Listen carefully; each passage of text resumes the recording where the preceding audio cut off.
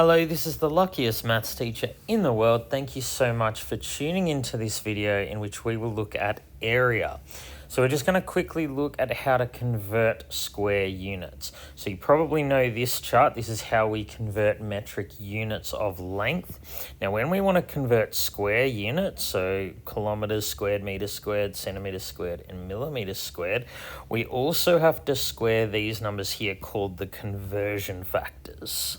So for example, we know that there are 100 centimeters in a meter, but there are 100 squared or 10,000 centimeters squared in a meter squared.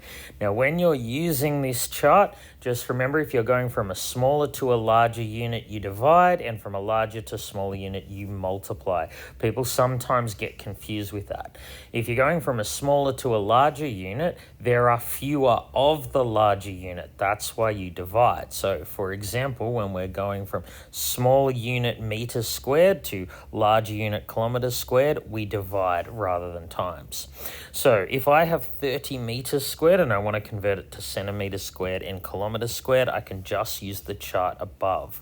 So starting in meters squared, to go to centimeters squared, I times by 100 squared. I'm going from a larger meters squared to a smaller centimeters squared.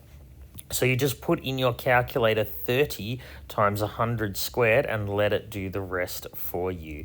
And you get 300,000 centimeters squared. If I want to convert 30 meters squared to kilometers squared, starting in meters squared, to go kilometers squared, I just divide by 1,000 squared.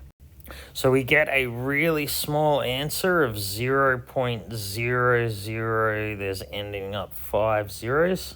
3 kilometers squared. So another unit you need to be aware of is hectare. 1 hectare is a square that's 100 meters by 100 meters. So there are 100 times 100, there are 10,000 meters squared in 1 hectare, and there are 100 hectares in a kilometer squared. So if I have 24 hectares, I want to go to meters squared, I'm timesing because I'm going from a larger to a smaller unit. We simply times that by 10,000 and we get 240,000. So if someone says their property is 24 hectares, it's 240,000 meters squared. If I want to go from hectares to kilometers squared, I divide by 100. So 24 hectares is 0.24 kilometers squared. All right, let's now look at calculating some areas. So often it's just a matter of knowing the formula. So this shape here is a trapezium. It's a 4-sided shape with 1 pair of parallel sides. I know that this side and this side are parallel because I have 2 co-interior angles that add to 180 degrees. So the formula for a trapezium area is h, which always in measurement means perpendicular height. So perpendicular height divided by 2 times a plus b. A and b are the 2 parallel sides. So you can put this straight on your calculator. You get 32 because the units were centimeters. The area is centimeters squared.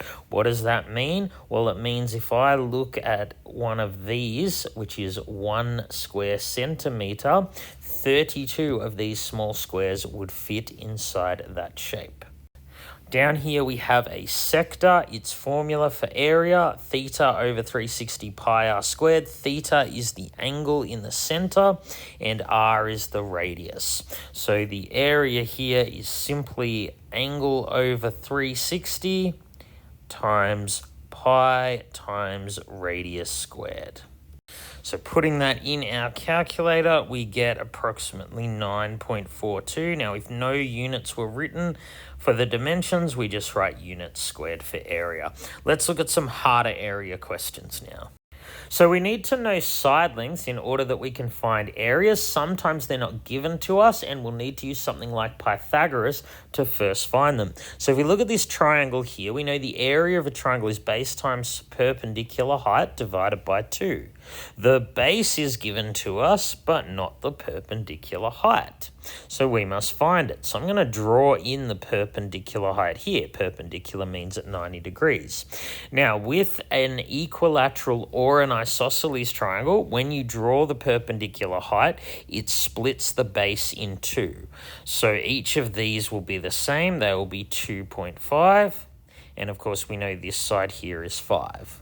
So we can use Pythagoras to find the perpendicular height. It's just the square root of longer side squared minus shorter side squared. Now I'm just going to write the perpendicular height as the square root of 18.75. I'm not going to put this on my calculator and round it because I need to use it in a subsequent step, in the next step of the calculation. And if I round it here, my final answer will be inaccurate. So what I'm going to put into my calculator is base times perpendicular height, leaving it in exact form, divided by 2. Now, in the calculator, that approximately equals 10.83 because the units were given in centimeters. My final answer is centimeters squared. All right, let's look at this question here. So we have a circle. I wish to find its area. We know the formula is pi r squared. We need to know the radius in order that we can find the area of a circle. The radius here isn't given. But once again, Pythagoras to the rescue. So I'm going to draw the radius in here, r. Now, if it's 4 from here to here, and this line here is the radius, this part must be whatever the radius is minus 4. So now I have here a right-angled triangle. I can use Pythagoras' theorem to find what the radius is. Pythagoras' theorem tells us that shorter side squared plus shorter side squared equals longer side squared. So let's expand the left-hand side. It's r squared minus 8r plus 16. Of course, 6 squared is equal to 36, and that equals r squared. Now I can subtract r squared from both sides, and then I can add 8r to both sides. This will mean that r is on only one side of the equation. So I'm left with 52 is equal to 8r. R is 52 over 8, which is 6.5. The radius of this circle is 6.5. So now that I know the radius, the area is really easy to find. It's just pi times radius squared. So putting that in the calculator, we get about 132.73. No units were written, so I just write units squared. All right, one more thing to cover, and that is composite shapes.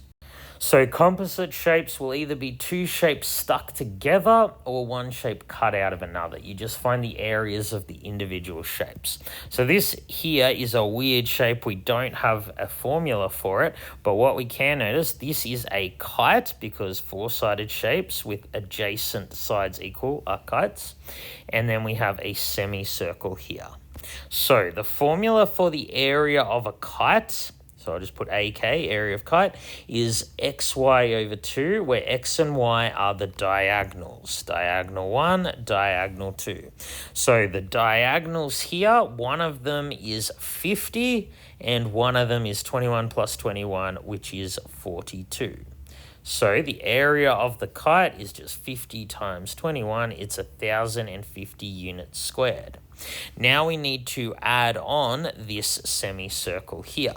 To do that, I need to know its radius. So again, I'm going to use Pythagoras here. So I'll call this d for diameter.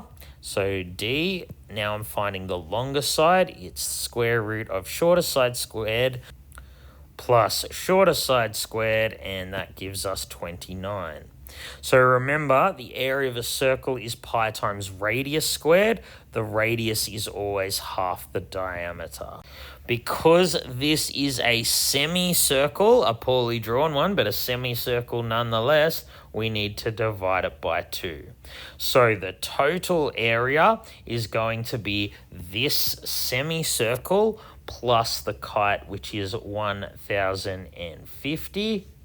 And putting that on our calculator, we get that the total area of the shape is about 1380.26, and we'll just write units squared again. All right, thank you so much for tuning into this video. This has been the luckiest maths teacher in the world. Have a great day.